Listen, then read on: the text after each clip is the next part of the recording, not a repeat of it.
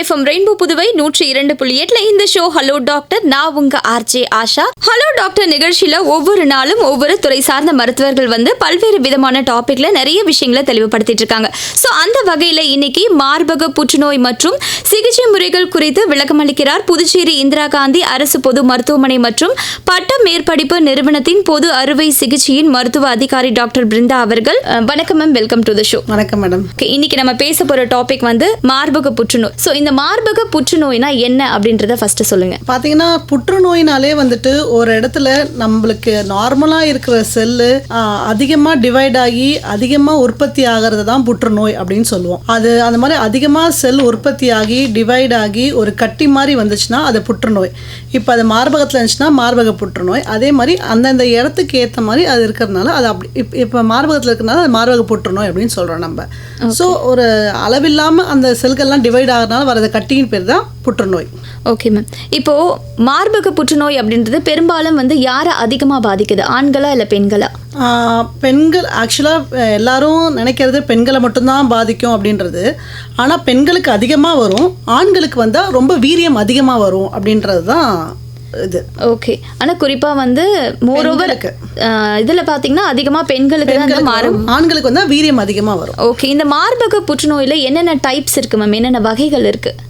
மார்பக புற்றுநோயின்றது வந்துட்டு ஸ்டேஜஸ் இருக்குது, வகைகளும் இருக்குது. வகைகள்னு பார்த்தீங்கன்னா வந்துட்டு சில சின்ன ஏரியாவில் வர்றது, அதாவது ஒரு லொபியூல்ஸில் வர்றது சொல்லுவாங்க, உள்ளார இருக்க அந்த பால் சுரப்பிகளில் வர்றது, அப்புறம் பெரிய பெரிய கிளான்ஸில் வர்றது, அப்புறம் ஸ்கின்ல மட்டும் வர்றது, அப்புறம் அந்த மார்பகமே பெருசாகி அது ஒரு புற்றுநோய் வர்றது. அதனால் அது வந்துட்டு கேன்சர்னு சொல்லலாம், பினைன்னு சொல்லலாம். கேன்சர் இல்லாமலும் கட்டிகளும் அதிகமாக வந்து மார்பகத்தில் வரும். Okay ma'am. பெரும்பாலும் எந்த வயசில் இருக்கிறவங்களுக்கு வந்து அதிகமாக இந்த புற்றுநோய் வர்றதா நீங்கள் நினைக்கிறீங்க? 40 வயசுக்கு மேலே அதிகமாக வரும். ஓகே. ஆனால் அதுக்காக வந்துட்டு இளம் வயதில் வராதுன்னு கிடையாது. 40 வயசுக்கு அதிகமாக இருக்கவங்களுக்கு தான் அதிகமாக புற்றுநோய் வரத்துக்கு சான்சஸ் இருக்குது. ஓகேங்க மேம். இப்போ வந்து நார்மலாக இந்த எல்லா புற்றுநோய்களும் வந்து ஒரு காரணங்களால் வருது. இந்த மார்பக புற்றுநோய் வந்து வர்றதுக்கான மெயின் காரணம் என்ன? மார்பக புற்றுநோய் வர்றதுக்கான மெயின் காரணம்னு பார்த்தீங்கன்னா ஜெனட்டிக்ஸ், அதாவது மரபணுனால் வர்றது, மரபணுவில் மாற்றம் ஏற்படுறதுனால வர்றது. ஓகே. மரபணு மாற்றம்னு பார்த்தோன்னா பிரெஸ்ட் கேன்சருக்குன்னு தனியாக வந்துட்டு ரெண்டு ஜீன் அதிகமாக வந்துட்டு மாற்றங்கள் காட்டுது. என்னன்னு பார்த்தீங்கன்னா BRCA1 BRCA2ன்னு சொல்லுவாங்க. அந்த 2 ஜீன்ஸும் வந்துட்டு மியூட்டேஷன், அதாவது மாற்றங்கள் வர்றதுனால வர்றது பிரெஸ்ட் கேன்சர். அது வந்து ஃபஸ்ட்டு வந்துட்டு அதிகமான காசு. அதுக்கப்புறம் வந்துட்டு ஏஜ் அதிகமாக வர்றதுக்கு சான்சஸ் இருக்குது. அப்புறம் உட்காந்தே இருப்பாங்க, வேலை செய்யாமல், செடென்ட்ரி லைஃப் ஸ்டைல்னு சொல்லுவாங்க, வேலை செய்யாமல் உட்காந்தே இருக்கிறது, ஒரு ஆக்டிவான லைஃப் ஸ்டைல் இல்லாமல் இருக்கிறது, அவங்களுக்கு வரும். அதுக்கப்புறம் கொலஸ்ட்ரால், ஒபிசிட்டி, அதாவது ரொம்ப பருமனாக இருக்கவங்களுக்கு வரும். அப்புறம் வந்துட்டு ஆல்கஹால், அது எல்லா புற்றுநோய் வர மாதிரி ஆல்கஹால் ஸ்மோக்கிங் பண்ணுறவங்களுக்கு வரும். இதெல்லாம் தான் வந்துட்டு பிரெஸ்ட் கேன்சர் வர்றதுக்கான காரணம். முக்கியமாக வந்து மரபணு மாற்றங்கள்லாம் வர்றது தான் அதிகம். ஓகே. இப்போ வந்து பொதுவாகவே வந்து ஒரு வியாதி வருதுன்னா அது ஒன்று பரம்பரையாக இருக்கும், இல்லைனா நம்மளுக்கு ஏதாவது உடம்பில் ஏதாவது பிரச்சனையாக இருக்கிறதுனால வரலாம். இது எப்படி மேம், பரம்பரையாக வருதா இல்லை வந்து சில ஃபுட் சேஞ்சஸ் அந்த மாதிரின்றதுனால வருதா? நம்ம முன்னாடி சொன்ன மாதிரி இந்த மரபணு மாற்றங்கள்னால வர்றது வந்துட்டு பரம்பரையாக வர்றதுக்கு நிறையா சான்சஸ் இருக்குது. இப்போ அம்மாவுக்கு இருக்கும், சகோதரிங்களுக்கு இருக்கும், அவங்களுக்கு இருந்துச்சுன்னா பாட்டிங்களுக்கு இருக்கும், அவங்களுக்கு இருந்ததுன்னா அடுத்த ஜென்ரேஷனுக்கு வர்றதுக்கு நிறையா சான்சஸ் இருக்குது. ஸோ இந்த மரபணு மாற்றங்கள்னால வர்றதுக்கு நிறைய சான்சஸ் இருக்குது. அதே மாதிரி ஃபுட்னா ஹை கொலஸ்ட்ரால் ஃபுட்ஸ் எடுத்துக்கிறவங்க, ஸ்மோக் பண்ணுறவங்க, அப்புறம் குடிப்பழக்கம் இருக்கவங்க, இவங்களுக்கெல்லாமும் வர்றதுக்கு நிறைய சான்ஸ் இருக்குது. ஏன்னா இந்த மாதிரி ஸ்மோக் பண்ணுறது, இந்த குடிப்பழக்கம்லாம் இருக்கும்போது அந்த செல்ஸில் ஒரு மாற்றம் வரும். மாற்றம் வந்து அந்த செல்ஸ் வந்து நிறையா வந்துட்டு உற்பத்தியாக ஆரம்பிக்கும். அப்படி உற்பத்தியாகி புற்றுநோய் ஆகிடும். ஓகே. இப்போ எல்லாத்துக்குமே வந்து சிம்டம்ஸ் அப்படின்னு சொல்லணும். ஏன்னா நம்மளுக்கு வந்து சில வியாதிகள் வந்ததுன்னா, இப்போ ஃபீவர் இந்த மாதிரி, இப்போ நம்மளுக்கு சுகர் இருக்குது, பிபி இருக்குதுன்னா எல்லாத்துக்கும் வந்து ஒரு டெஸ்ட் பண்ணுறீங்க. ஆனால் இந்த நோய் வந்துருச்சு அப்படின்றதுக்கு ஏதாவது ஃபஸ்ட் ஸ்டெப், ஏதாவது அறிகுறி தெரியுமா?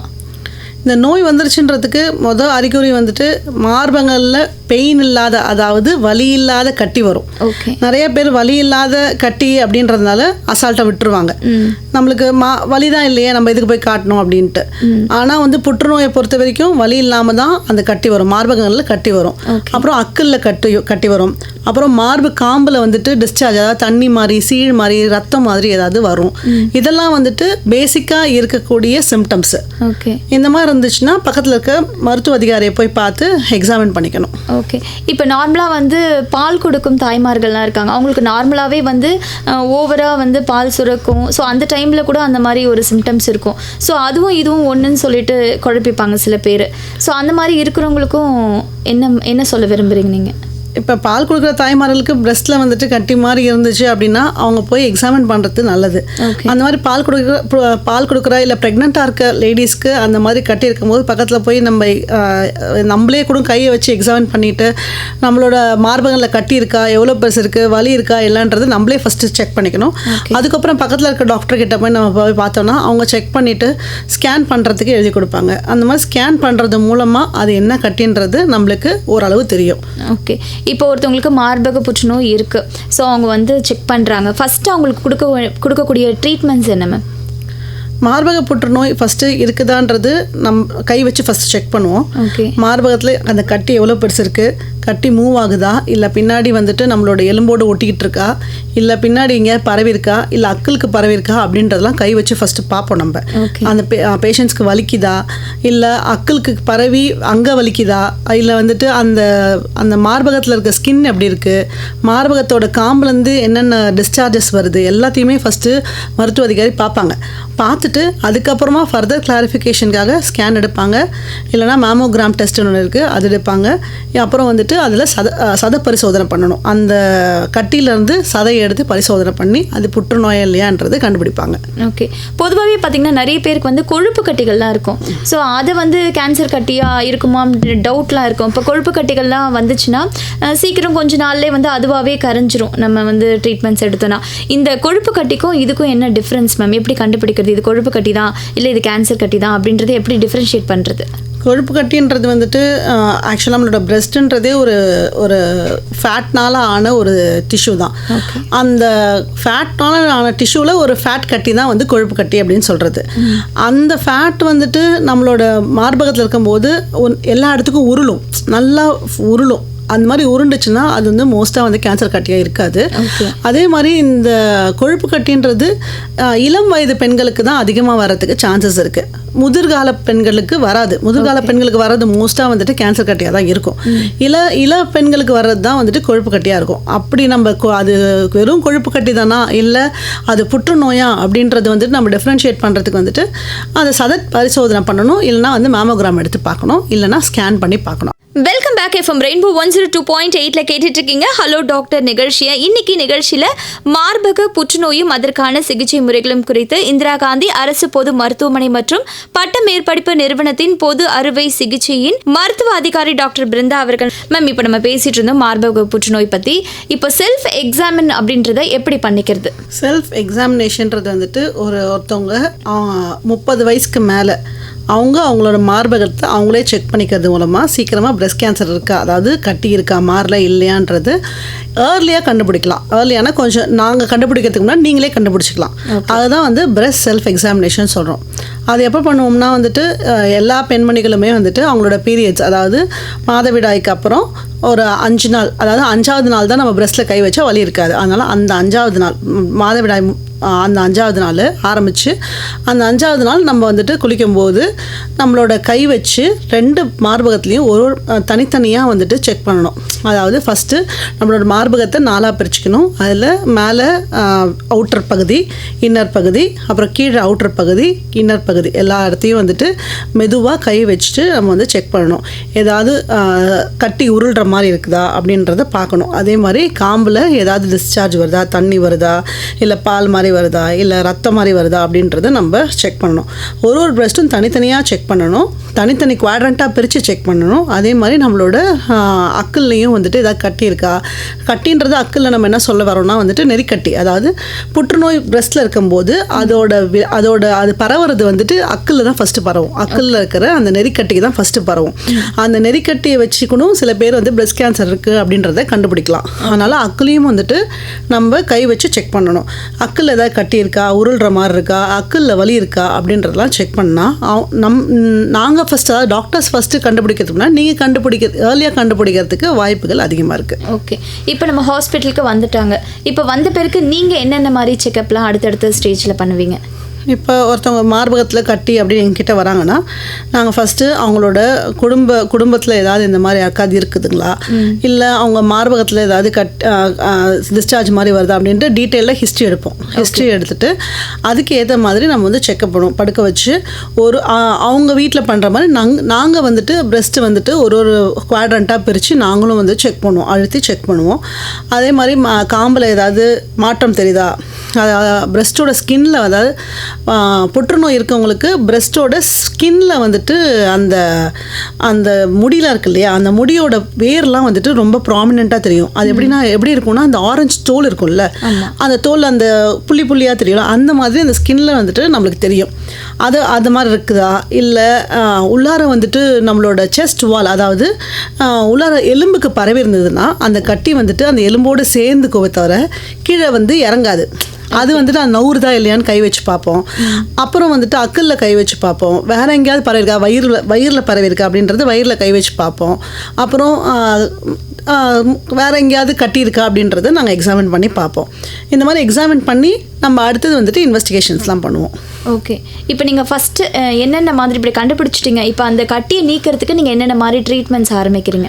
ஃபஸ்ட்டு நம்ம ஒரு கட்டி இருக்குது அப்படின்னு கண்டுபிடிச்சிட்டோன்னா, இப்போ 30 வயசு கீழே இருக்கவங்களுக்கு நம்ம ஸ்கேன் எழுதிடுவோம். அல்ட்ராசவுண்ட் ஸ்கேன்னு சொல்லுவாங்க, அது எழுதி கொடுப்போம். இதே வந்துட்டு 30 வயசு, அதாவது 40 வயசுக்கு கீழே இருக்கவங்களுக்கு அல்ட்ராசவுண்ட் ஸ்கேன் கொடுப்போம். 40 வயசுக்கு மேலே இருக்கவங்களுக்கு நம்ம வந்து மேமோகிராம் பண்ணுவோம். மேமோகிராம்ன்றது எக்ஸ்ரே தான், ஒரு அது வந்துட்டு பெரிய இன்வெஸ்டிகேஷன்லாம் கிடையாது. ஒரு எக்ஸ்ரே எடுத்தே வந்துட்டு மார்பகத்தில் புற்றுநோய் இருக்கா இல்லையான்றது கண்டுபிடிக்கிறதா எளிய வழி வந்து மேமோகிராம் தான். அது வந்துட்டு நம்ம ஜிஹெச்சில் இருக்குது, எம்ஹெச்சில் இருக்குது, எல்லா இடத்துலையுமே இருக்குது. வந்தாங்கன்னா நம்ம அந்த மாதிரி ஸ்கேன் பண்ணியோ இல்லை மேமோகிராம் பண்ணியோ அந்த கட்டி எந்த மாதிரி கட்டி, அப்புறம் ஸ்கேன் பண்ணி நம்ம அக்கல்லையும் ஸ்கேன் பண்ணிக்கலாம். அக்கல்ல ஸ்கேன் பண்ணி அந்த நெறிக்கட்டி இருக்குதா, அந்த நெறிக்கட்டியை பார்க்கும்போது அது வந்துட்டு கேன்சர் கட்டியா அப்படின்றத நம்ம ஸ்கேன் வச்சே சொல்லிடலாம். அப்புறம் இதே வந்து நம்ம மேமோகிராம் பண்ணுறோம் அப்படின்னா அக்கலுக்கு தனியாக வந்துட்டு ஸ்கேன் பண்ணி பார்த்துக்கலாம். இதை பார்த்தாலே நம்மளுக்கு வந்துட்டு ஒரு பேசிக்காக தெரியும் நமக்கு இது வந்துட்டு ஒரு புற்றுநோயா இல்லை சாதா கட்டி தானா அப்படின்றது தெரியும்.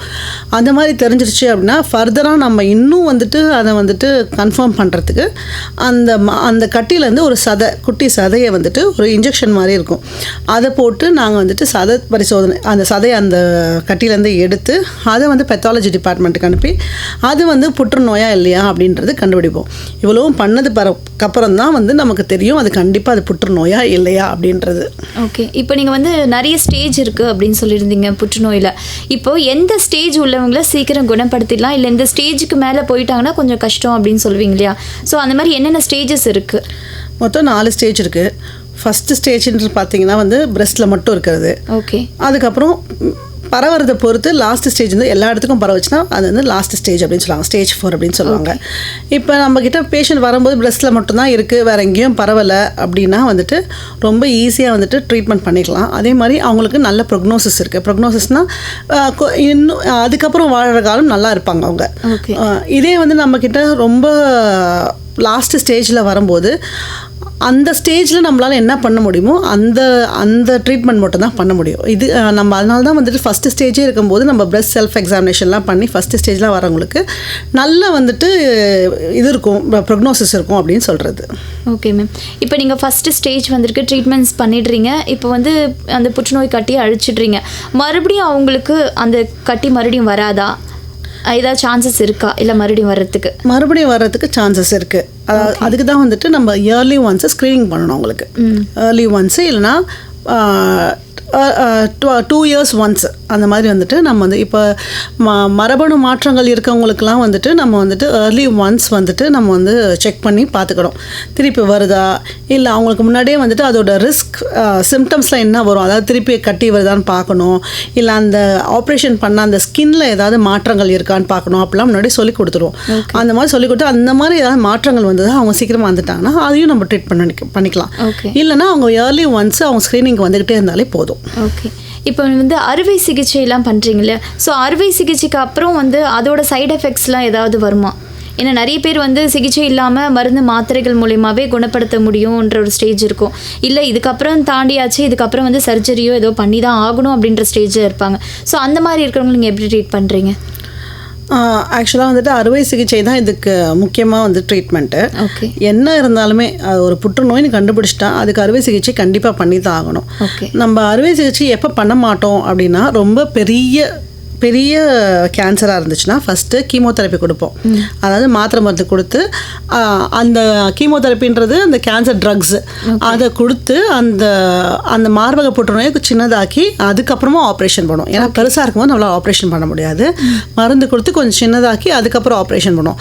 அதுக்காக மருந்து கொடுத்தாலே கம்மியாயிடுமா அப்படின்றது கேட்க முடியாது. ஏன்னா வந்துட்டு மருந்து கொடுத்து ஃபஸ்ட்டு கம்மியாகலாம், அப்புறம் விட்ட பிறகு அதிகமாகலாம். அதனால் வந்துட்டு மருந்து கொடுத்து கம்மி பண்ணுறதும் இருக்குது. ஆனால் மருந்து கொடுத்து அந்த கட்டி சின்னதாகிட்ட பிறகு ஆப்ரேஷன் பண்ணி எடுத்துருவோம். அந்த மாதிரி ஆப்ரேஷன் பண்ணதுக்கப்புறம் அந்த ஸ்கின்ல ஏதாவது சேஞ்சஸ் வருதா அதெல்லாம் தான் நம்ம பார்க்கணும். திருப்பி வரதுக்கு சான்சஸ் இருக்குது. நம்ம இல்லைன்னு ஃபுல்லாகவே சொல்ல முடியாது. ஆனால் ஸ்க்ரீனிங் பண்ணி தான் கண்டுபிடிக்கணும். ஓகே. எத்தனை மாதத்துக்கு ஒரு தடவை வந்து செக்கப்புக்கு வரணும் அவங்க சர்ஜரி பண்ணவங்க? சர்ஜரி பண்ணவங்க, சர்ஜரி பண்ணாதவங்க எதாக இருந்தாலும் இப்போ ஜெனட்டிக் இது இருக்குது, மரபணு மாற்றங்கள் இருக்கவங்க. நான் இப்போ சர்ஜரி பண்ணுறதுக்கு முன்னாடி சொல்லிடுறேன். ஒருத்தவங்க வராங்க, என்னோடய வீட்டில் வந்துட்டு எங்கள் பாட்டிக்கு இருந்துச்சு, எங்கள் அம்மாவுக்கு இருந்துச்சு, என் சகோதரிக்கு இருந்துச்சு அப்படின்னு வராங்கன்னா அவங்களுக்கு வருஷத்துக்கு ஒரு தடவை நம்ம வந்துட்டு மேமோகிராம் பண்ணி பார்க்கணும், அல்ட்ராசவுண்ட் பண்ணி பார்க்கணும். அவங்க செல்ஃப் எக்ஸாமின் பண்ணிக்கிட்டே இருக்கணும் மாதம். நாங்கள் மருத்துவ அதிகாரிகளும் வந்துட்டு அவங்களை எக்ஸாமின் பண்ணி பார்ப்போம்.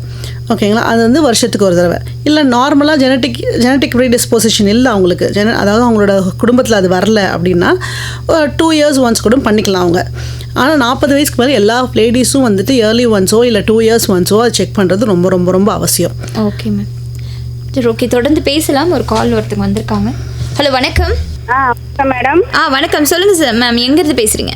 நான் முத்தால்பட்டியிலேருந்து பேசுகிறேங்க. உங்கள் பேருங்க? என் பேர் லட்சுமி. ஓகே, சொல்லுங்கள், உங்களோட கேள்விகளை கேளுங்க மேம் கிட்ட. வணக்கம் மேடம். வணக்கம்மா, சொல்லுங்கம்மா. எனக்கு வயசு வந்து 55 ஆகுதுங்க. நான் வந்து ஹார்ட் பிரச்சனை, ஹார்ட் ப்ராப்ளம் இருக்கு எனக்கு. சரிங்கம்மா. எனக்கு வந்து ஒரு 6-7 வருஷத்துக்கு முன்னாடிலேருந்து ஒரு பக்கம் உண்டையாகவே இருந்தது. எங்கம்மா? அந்த மாறல. ஓகேம்மா. அது வந்து இப்போ ஜிஹெச்சில் காமிச்சதுக்கு செக் பண்ணாங்க. அப்புறம் ஒரு ஊசி மூலிமா எடுத்து டெஸ்ட்டு காமிச்சு பார்த்தாங்க, நீர் கட்டின்னு சொல்லிட்டாங்க. சரிங்கம்மா. அது அப்புறம் நாளடைவில் அது சரியாக போயிடுமானாங்க. அதேமாரி அது சரியாக போயிடுச்சு. சரிங்கம்மா. அப்புறம் ஒரு 2-3 வருஷம் சென்று மறுபடியும் அதேமாரியே வந்துடுங்க. மறுபடியும் போய் சிக்னலில் டெஸ்ட் கொடுத்தா அதேமாரி அவங்களும் சொன்னாங்க. அப்புறம் இல்லாத போயிடுச்சு. இப்போ 2 பக்கமும் உண்டையாகவே இருந்ததுங்க. இப்போ மறுபடியும் போய் ஜிஹெச்சிலே 2 பக்கமும் டெஸ்ட் பண்ணி இது சிடிலாம் எடுத்தாங்க, எல்லாம் செஞ்சு பார்த்தாங்க. இது ஒன்றும் பிரச்சனை இல்லைம்மான்னு சொல்லிட்டாங்க. சரிங்கம்மா. இருந்தாலும் எனக்கு அப்பப்போ அந்த 2 மாரம் வீங்குதுங்க. உங்களுக்கு தீட்டு நின்றுச்சுங்களாம்மா? அது முன்ன 6 வருஷம் ஆகுதுங்க. சரி, இப்போ நீங்கள் வந்துட்டு உங்கள் மார்பகம் அப்பப்போ வந்துட்டு பெருசாகி அப்புறமா தானாகவே சின்னதாகிடுது அப்படின்றீங்களா? ஆமாம், உண்டையாகவும் இருக்குது. அந்த இது கொஞ்ச நாளைக்கு இருக்குது, அப்புறம் சரியா போகுது. ஆனால் வலிக்குது. சில நேரத்தில் வந்துட்டு இந்த மார்பகத்தில் நீர் கட்டி வர்றதுக்கு நிறையா சான்சஸ் இருக்குமா.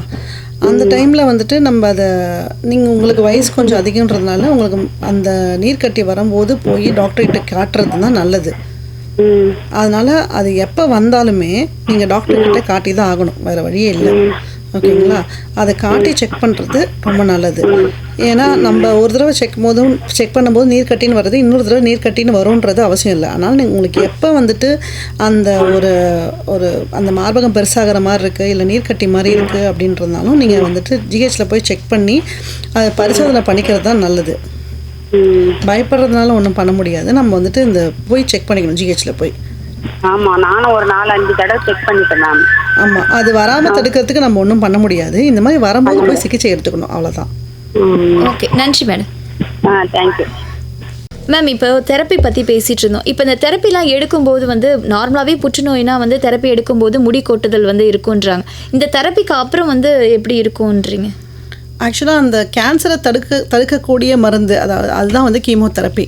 ஓகேங்களா? அந்த கேன்சரை தடுக்கக்கூடிய மருந்து கொஞ்சம் பவர்ஃபுல்லாக இருக்கிறதுனால தான் நம்மளோட முடி செல்ஸ்லாமும் அது வந்துட்டு பாதிக்கும். அதனால தான் அந்த முடி கொட்டுறது இருக்குது. நம்ம ஒன்ஸ் இந்த கீமோதெரப்பி முடிச்சுட்டு நம்ம சரியாயிட்டோம் அப்படின்னா வந்துட்டு புது முடி கண்டிப்பாக நல்லாவே வளர்ந்துடும். அதை பற்றி பிரச்சனை வேண்டாம். ஓகேங்க மேம். இப்போ வந்து மார்பக புற்றுநோய் வராமல் இருக்கிறதுக்கு என்னென்ன மாதிரி முன்னெச்சரிக்கை நடவடிக்கைகள்லாம் வந்து எடுத்துக்கணும்? மார்பக புற்றுநோய் வராமல் இருக்கிறதுக்கு ஃபஸ்ட்டு வந்துட்டு நம்மளோட ஜெனட்டிக்கில், அதாவது நம்மளோட இப்போ அம்மா, தங்கச்சி, அக்கா அந்த மாதிரி அக்கா இருந்துச்சுன்னா அவங்க போய் அவங்களோட ஜீன்ஸில் அந்த பிரஸ்ட் கேன்சர் வர்றதுக்கூடிய ஜீன்ஸ் இருக்கா, அந்த ஜீன்ஸில் ஏதாவது மாற்றங்கள் இருக்கான்றத நம்ம வந்து அந்த ஜீன்ஸ் ஸ்டடி பண்ணி ஃபஸ்ட்டு கண்டுபிடிச்சிக்கணும். ஓகே. அந்த மாதிரி இருந்துச்சுன்னா இப்போ இவங்களோட போய் ஜீன் ஸ்டடி பண்ணும்போது இவங்களோட ஜீன்ஸில் வந்துட்டு அந்த BRCA1 அப்படின்ற ஜீன் இருந்துச்சு, மார்பக புற்றுநோய் வரத்துக்கான ஜீன் இருந்துச்சுன்னா சில பேர் இப்போலாம் வந்து முன்னாடியே வந்துட்டு அவங்களோட மார்பகத்தை எடுத்துடுறாங்க வரத்துக்கு முன்னாடியே. ஓகே. மாஸ்டெக்டமின்னு சொல்லுவாங்க, ப்ரொஃபைலாக்டிக் மாஸ்டெக்டமின்னு சொல்லுவாங்க. வரத்துக்கு முன்னாடியே அவங்களோட மார்பகங்களை எடுத்துப்பாங்க போய், அந்த மாதிரி பண்ணிவிடுவாங்க. இது ஒன்று இருக்குது.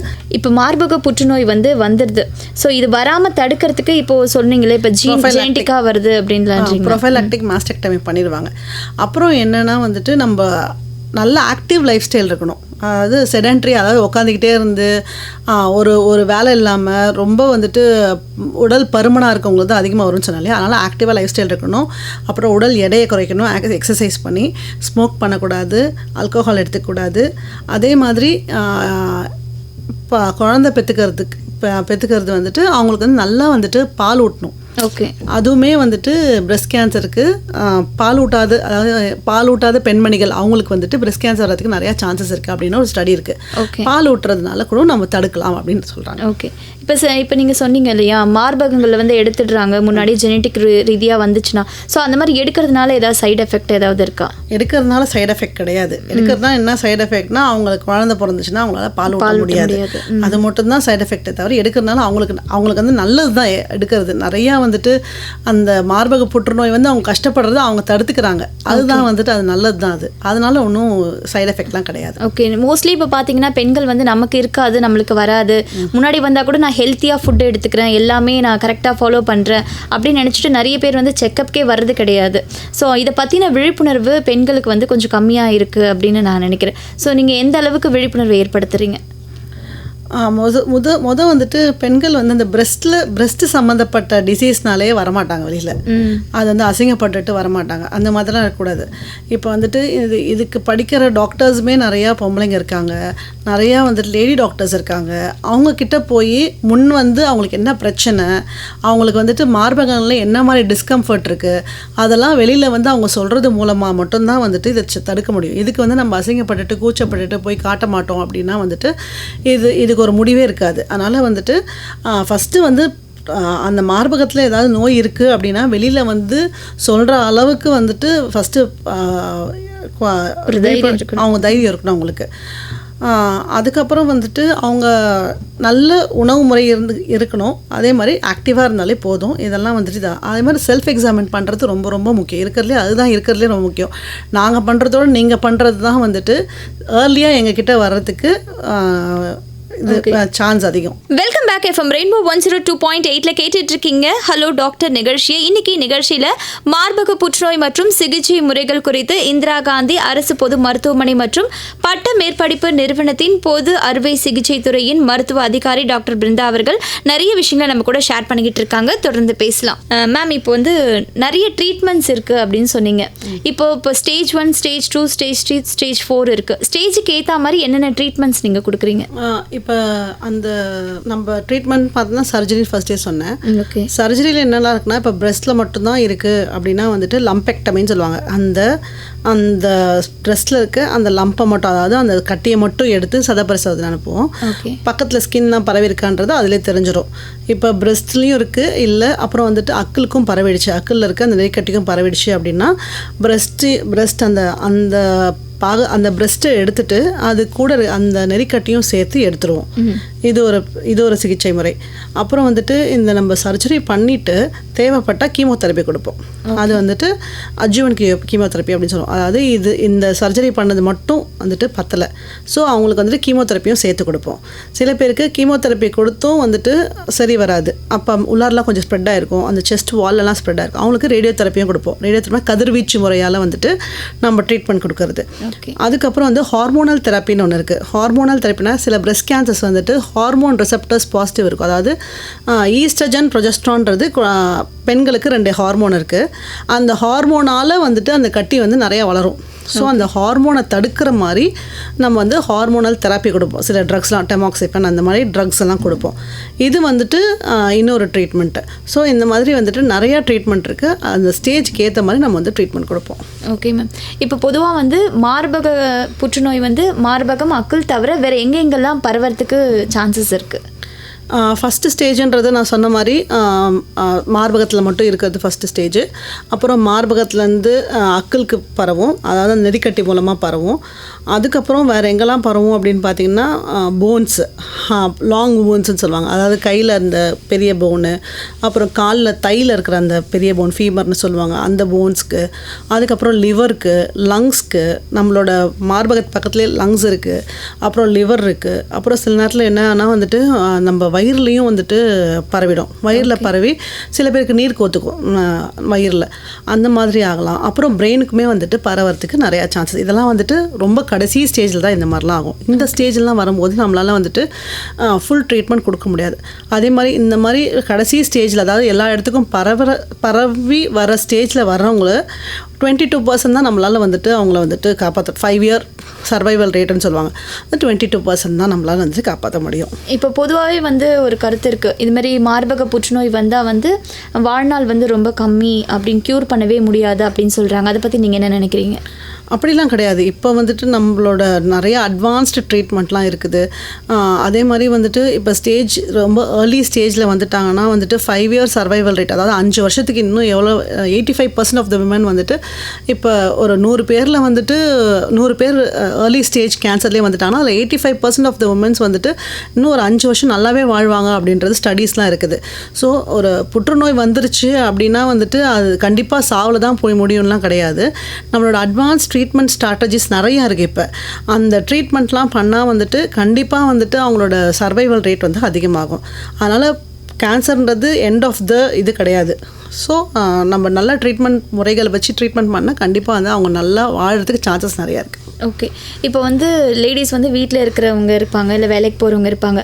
இப்போ நாங்கள் வந்து நாங்கள் வந்து செக்கப் பண்ணிக்கணும், இருக்கோ இல்லையோ, ஆனால் நாங்கள் வந்து மார்பக புற்றுநோய் இருக்கா இல்லையான்றது செக் பண்ணிக்கிறதுக்கு நீங்கள் உங்கள் ஹாஸ்பிட்டல்ஸில் என்னென்ன மாதிரியான எந்த இடத்துக்கு வந்து யாரை பார்க்கணும்? இப்போ வந்துட்டு ஜிஹெச்க்கு வந்தீங்கன்னா வந்து கவர்மெண்ட் ஹாஸ்பிட்டல், ஒரு Indira Gandhi government hospital beach பக்கத்தில் இருக்குது. அங்கே வந்தீங்கன்னா வந்துட்டு ஃபஸ்ட்டு 22வது நம்பர், அதாவது பொது அறுவை சிகிச்சை. அங்கே வந்தீங்கன்னா வந்துட்டு பெண்கள் டாக்டரே இருப்பாங்க கண்டிப்பாக. அவங்கக்கிட்ட நீங்கள் போய் சொன்னீங்கன்னா அவங்க வந்துட்டு பிரெஸ்ட் எக்ஸாமினேஷன் பண்ணுவாங்க. ஃபஸ்ட்டு கை வச்சு பார்ப்பாங்க. அப்புறம் அவங்களுக்கு ஏதாவது டவுட்டாக இருந்துச்சு அப்படின்னா வந்துட்டு ஸ்கேன் எழுதி கொடுப்பாங்க. அப்புறம் மேமோகிராம் அங்கேயே இருக்குது, மேமோகிராம் பண்ணுவாங்க. இந்த மாதிரி பண்ணி கண்டுபிடிச்சிக்கலாம் அவங்க. ஓகேங்க மேம். Welcome back. இது ஹலோ டாக்டர் நிகழ்ச்சி. இன்னைக்கு நிகழ்ச்சியில் மார்பக புற்றுநோய் மற்றும் சிகிச்சை முறைகள் குறித்து நிறைய விஷயங்களை நம்ம கூட பேசிகிட்டு இருக்காங்க பொது அறுவை சிகிச்சை துறையின் மருத்துவ அதிகாரி டாக்டர் பிருந்தா அவர்கள். மேம், இப்போ வந்து நீங்கள் ஹார்மோன்ஸ் இது பற்றி சொல்லிட்டு இருந்தீங்க. ஸோ ஹார்மோன் தெரப்பினா என்ன, அதை பற்றி கொஞ்சம் டீட்டெயிலாக சொல்லுங்களேன். நான் ஆக்சுவலாக வந்துட்டு ஃபீமேல்ஸ்க்கு வந்துட்டு ஈஸ்ட்ரஜன் ப்ரொஜெஸ்ட்ரான் அப்படின்னு 2 ஹார்மோன்ஸ் இருக்குது. அது எப்போ அதிகமாக இருக்கும்னா பெண்கள் வந்துட்டு ஏஜ் அட்டன் பண்ண பிறகு, அப்புறம் மெனோபாஸ் ஆகிறதுக்கு முன்னாடி, அந்த டைமில் தான் நிறைய எக்ஸ்போஸ் ஆவாங்க அந்த ஹார்மோன்ஸ்க்கு.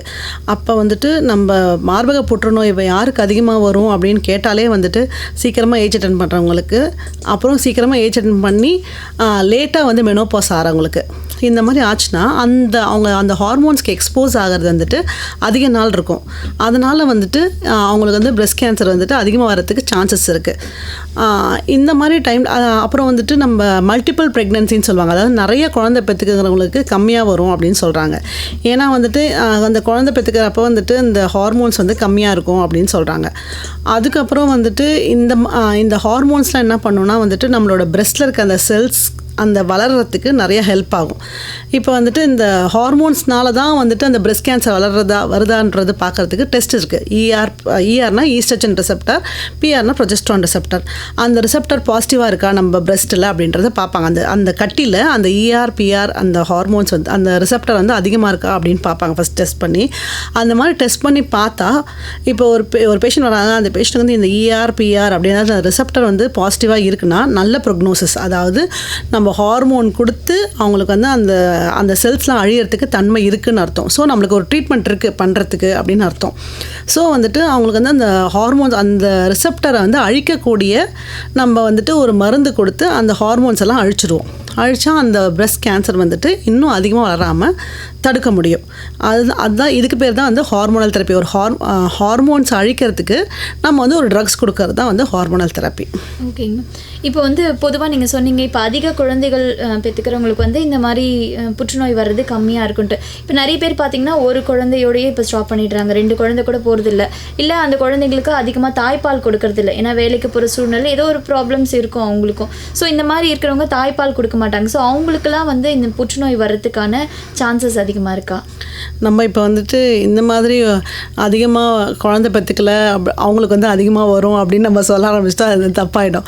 அப்படி கிடையாது. அந்த காலத்தில் வந்துட்டு அதிகமாக குழந்தை பெற்றுக்கிட்டாங்க, அவங்களுக்கு வந்து சான்சஸ் கம்மியாக இருக்குது. இப்போ வந்து கம்மியாக பெற்றுக்கிறாங்க. அதாவது நம்மளோட நாட்டோட அது அப்படி நம்ம கம்மியாக குழந்தை பெற்றுக்கிற பாப்புலேஷன் அதிகமாக இருக்குன்றதுனால அதனால் வருதுன்றது ஒரு ஸ்டடீஸில் இருக்கே தவிர அது நம்ம அப்படி சொல்லிட முடியாது அதனால தான் வருது அப்படின்றது. ஹார்மோன்ஸ் வந்துட்டு எக்ஸ்போஷர் வந்துட்டு அதிகமாக இருக்குது அப்படின்றதுனால வர்றது தான் இதில் வந்து நம்ம டேக் ஹோம் மெசேஜாக எடுத்துக்கணும். ஓகே. இப்போ வந்து புற்றுநோய் இருக்குது ஒருத்தவங்களுக்கு, பட் அவங்களுக்கு வந்து மேஜர் வேறு ஏதோ டிசீஸ் இருக்குது. இப்போ இதயம் சம்மந்தமான ப்ராப்ளம்ஸ் ஏதாவது இருக்கலாம், இல்லை அவங்களுக்கு வேறு ஏதாவது இந்த பைபாஸ் ஆப்ரேஷன் அந்த மாதிரி ஏதாவது ஒரு சர்ஜரி ஏதோ பண்ணியிருக்கலாம். ஸோ அந்த மாதிரி இருக்கிறவங்களுக்கு இப்போ புற்றுநோய் இருக்குதுன்ன போது நீங்கள் வந்து ஆப்ரேஷன் பண்ணுவீங்களா? அவங்களுக்கு வந்துட்டு இப்போ ஒரு பேஷண்ட் வராங்க, அவங்களுக்கு வந்துட்டு முன்னாடி ஹார்ட் அட்டாக் வந்து பைபாஸ் ஆப்ரேஷன் பண்ணியிருக்காங்க அப்படின்னா நாங்கள் பண்ண போகிற ஆப்ரேஷன் வந்துட்டு அவங்களோட இதயத்தையோ இல்லை மற்ற எதையுமே காம்ப்ரமைஸ் பண்ணாமல் இருக்கு அப்படின்னா கண்டிப்பாக பண்ணுவோம். இல்லை அவங்களால வந்து இந்த சர்ஜரி தாங்க முடியாதுன்ட்டு அந்த ஹார்ட் டாக்டரே சொல்லிட்டாங்க அப்படின்னா வந்துட்டு நம்மளால் வந்துட்டு சர்ஜரி அறுவை சிகிச்சை பண்ண முடியாது. அதுக்கு அறுவை சிகிச்சை இல்லாமல் கீமோதெரப்பி இல்லை ரேடியோதெரப்பி இல்லை ஹார்மோனல் தெரப்பி அந்த மாதிரி ஏதாவது நம்ம ட்ரை பண்ணலாம். ஓகே. இப்போ பொதுவாகவே வந்து மார்பக புற்றுநோய்னா கட்டியை வச்சு தான் அறிகுறி இருக்கும்னு சொல்கிறீங்க. இந்த கட்டி வந்து எவ்வளோ பெருசு வரைக்கும் வளரக்கூடியது மேம்? நம்ம ஸ்டேஜ்லேயே பார்த்தீங்கன்னா வந்து T1 T2ன்னு இருக்குது. T1 T2னா வந்துட்டு டியூமர் சைஸ் வச்சு சொல்கிறது. T1னா லெஸ் தேன் 2 சென்டிமீட்டர், T2னா மோர் தேன் 2 சென்டிமீட்டர் அப்படின்ட்டு. லெஸ் தேன் 2 சென்டிமீட்டர்னால் வந்துட்டு நம்மளால் ஈஸியாக ஆப்ரேட் பண்ண முடியும். மோர் தேன் 2 சென்டிமீட்டர்னால் அதுவும் ஆப்ரேட் பண்ண முடியும். ஆனால் நம்மளோட ப்ரொக்னோசிஸ் வந்து கம்மி. அதில் ஸ்டேஜ் வந்து மாறும் நம்ம T2ன்னு போயிடுச்சுன்னா. ஸோ வந்துட்டு ஒரு 2 சென்டிமீட்டர்ன்றது தான் வந்து அளவுக்கொல்லாம் வச்சுருக்காங்க. அதுக்கப்புறம் வந்துட்டு 2 சென்டிமீட்டருக்கு மேலே போச்சுன்னா ஸ்கின்லலாம் பரவும் அப்படின்றது ஒரு இது. ஸ்கின்னுக்கெலாம் பரவிடுச்சுன்னா வந்துட்டு அறுவை சிகிச்சை பண்ணுறது ரொம்ப ரொம்ப ரொம்ப கஷ்டமாக போயிடும். ஓகே. இந்த கட்டி வந்து வளர வளர வந்து வெடிச்சிடும், கட்டி உள்ளுக்குள்ளே அந்த மாதிரி இருக்கா, இல்லை கட்டி அப்படியே தான் இருக்கும், வளர்ச்சி அடைஞ்சிக்கிட்டே இருக்குமா? வெடிக்கிறதுலாம் கிடையாது. கட்டி வந்துட்டு அதோட ஸ்கின்னுக்கு வந்து பரவும், அவ்வளோதான். வெடிக்கிறதுலாம் கிடையாது. உள்ளாரே வளர்ந்து அது ஸ்கின்னுக்கு பரவறதுக்கு நிறையா சான்சஸ் இருக்குது. இல்லைனா உள்ளார வந்து செஸ்ட் வாலில் பரவறதுக்கு நிறையா சான்சஸ் இருக்குது. ஓகேங்க. ஹலோ டாக்டர் நிகழ்ச்சி தான் FM ரெயின்போ 102.8 கேட்டுட்டு இருக்கீங்க. மார்பக புற்றுநோயும் அதோட சிகிச்சை முறைகள் குறித்து நிறைய விஷயங்களை நம்ம கூட ஷேர் பண்ணிட்டு இருக்காங்க. மேம், இப்போ வந்து வருமுன் தடுப்போம் அப்படின்ட்டு எந்த ஒரு நோயாக இருந்தாலும் ஃபர்ஸ்ட் வந்து வருமுன் தடுக்கிறதுக்கு என்னென்ன மாதிரியான விஷயங்கள்லாம் நம்ம செய்யணுமோ அதை செஞ்சாகணும். மார்பக புற்றுநோய் பொறுத்த வரைக்கும் இது வராமல் தடுக்கிறதுக்கு என்ன செய்யணும், இல்லை என்ன செய்யக்கூடாது? மார்பக புற்றுநோய்னு கிடையாது, எந்த புற்றுநோய் வராமல் இருக்கிறதுக்கும் ஃபஸ்ட்டு ஸ்மோக் பண்ணக்கூடாது, ஆல்கோஹால் சாப்பிடக்கூடாது. அதுக்கப்புறம் வந்துட்டு ஆக்டிவாக இருக்கணும், நிறைய எக்ஸசைஸ் பண்ணணும், உடல் பருமனாக இருக்கவங்க உடம்பு குறைக்கணும். மற்றபடி நம்ம ஜெனட்டிக் ஃபேக்டர்ஸ் இருக்கிறதுக்கு நம்ம ஒன்றுமே பண்ண முடியாது. ஜெனட்டிக் ஃபேக்டர்ஸ் இருந்துச்சுன்னா நம்ம வந்துட்டு முன்னாடியே பார்த்து அந்த மார்பகங்களையும் எடுத்துக்கிறது நல்லது. இல்லை ஜெனட்டிக் ஃபேக்டர்ஸ் இருக்கவங்களுக்கு, அம்மாவுக்கு இல்லை சகோதரிகளுக்குலாம் இருக்குது அப்படின்னா வந்துட்டு இயர்லி ஒன்ஸ் ஸ்க்ரீனிங் பண்ணுறது தான் நல்லது. ஸ்க்ரீனிங் தான் இருக்கிறதுலே வந்துட்டு சேஃபான method to diagnose breast cancer. Okay ma'am. இப்போ வந்து இந்த புற்றுநோய் பொறுத்த வரைக்கும் உடற்பயிற்சி அப்படின்றது எந்த அளவுக்கு முக்கியம்? இப்போ வந்து ஆப்ரேஷன் பண்ணவங்களுக்கும் வந்து நீங்கள் சஜஸ்ட் பண்ணுறீங்களா உடற்பயிற்சி பண்ணணும் அந்த மாதிரி? ஆக்டிவாக இருக்கணும்னு தான் சொல்கிறோம் ஆப்ரேஷன் பண்ணவங்களுக்குமே. அதே மாதிரி உடற்பயிற்சி ரொம்ப ரொம்ப முக்கியம். உடல் பருமனாக இருக்கவங்களுக்கு வந்துட்டு அதிகமாக வருது அப்படின்னும் போது உடற்பயிற்சி பண்ணி அவங்க வந்துட்டு அவங்களோட உடம்பை வந்துட்டு ரொம்ப ஆக்டிவாக வச்சுக்கிறது மூலமாக அதை தடுக்க முடியும்னா அது பண்ணுறது தான் ரொம்ப முக்கியமான இது. ஓகே, எந்த வயதுக்கு மேலே வந்தவங்களுக்கு நீங்கள் இப்போ கண்டுபிடிக்கிறீங்க? ஒரு 60+ வந்தவங்களுக்கு வந்து மார்பக புற்றுநோய் இருக்குன்னு கண்டுபிடிக்கிறீங்க. ஸோ வந்து எந்த ஏஜுக்கு மேலே வந்து ஆப்ரேட்லாம் பண்ண முடியாது, ஒரு ஏஜுக்குள்ளே இருக்கிறவங்களுக்கு மட்டும்தான் ஆப்ரேட் பண்ண முடியும்னு நீங்கள் ஒரு வச்சுருப்பீங்க இல்லையா வரமுறை, அந்த மாதிரி என்ன எப்படி பண்ணுவீங்க? மார்பக புற்றுநோயை பொறுத்த வரைக்கும் நம்ம எந்த ஸ்டேஜில் அதாவது எந்த வயசில் வந்தாலும் வந்துட்டு அது எடுக்கிறது தான் வந்துட்டு ஒரே ட்ரீட்மெண்ட்டு. ஏன்னா வந்துட்டு இப்போ ரொம்ப ரொம்ப ஒரு 80 வயசில் ஒரு பாட்டி வராங்க எனக்கு மார்பக புற்றுநோய் அப்படின்னா அவங்களுக்கு நம்ம வந்துட்டு ட்ரீட்மெண்ட் பண்ணாமல் சர்ஜரி பண்ணாமல் விட்டுட்டோம் அப்படின்னா அது நிறைய பரவத்துக்கு தான் சான்ஸ் இருக்குது. அது பரவுறதுனால அவங்களோட லைஃப் டைம் இன்னும் வந்து கம்மியாக தான் ஆகிடும். அதனால் வந்துட்டு எந்த வயசானவங்க எப்போ வந்தாலுமே வந்துட்டு அதுக்கு ஒரே தீர்வு சர்ஜரி தான். அதனால் இந்த வயசுக்கு மேலே வரவங்களுக்கு நாங்கள் சர்ஜரி பண்ண மாட்டோம் அப்படின்லாம் கிடையாது. எந்த வயசில் வந்தாலும் அதுக்கு தீர்வு சர்ஜரி தான். ஓகேங்க மேம். இப்போ மார்பக புற்றுநோய் பொறுத்த வரைக்கும் என்னென்ன மாதிரி விழிப்புணர்வை நீங்கள் மக்களுக்கெல்லாம் கொடுத்துட்ருக்கீங்க? விழிப்புணர்வுனா வந்துட்டு அதே தான். நம்ம ஏதாவது மாதம் வந்துட்டு அவங்களே வந்து பிரெஸ்ட் செக் பண்ணணும். அப்புறம் வந்துட்டு மார்பகத்தில் வந்து கட்டி இருந்தால் வந்து காட்டுங்க. எல்லா வசதியுமே வந்து ஜிஹெச்சில் இருக்குது, அதை யூட்டிலைஸ் பண்ணிக்கோங்க அப்படின்னு சொல்லி தான் நம்ம வந்து விழிப்புணர்வு வந்துட்டு ஏற்படுத்த முடியும்.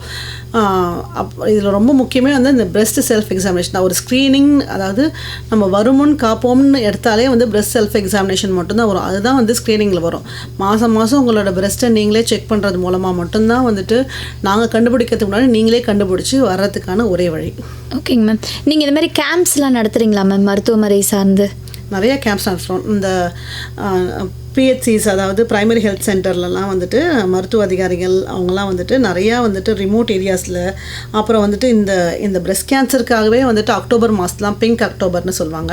பிங்க்டோபர்னு அது பிரெஸ்ட் கேன்சர் அந்த அவேர்னஸ் மந்த். அது ஆக்சுவலாக பிங்க் அக்டோபர்ன்றது அந்த அக்டோபர் மாதத்தில் அவேர்னஸ் வருஷமே பண்ணுறாங்க.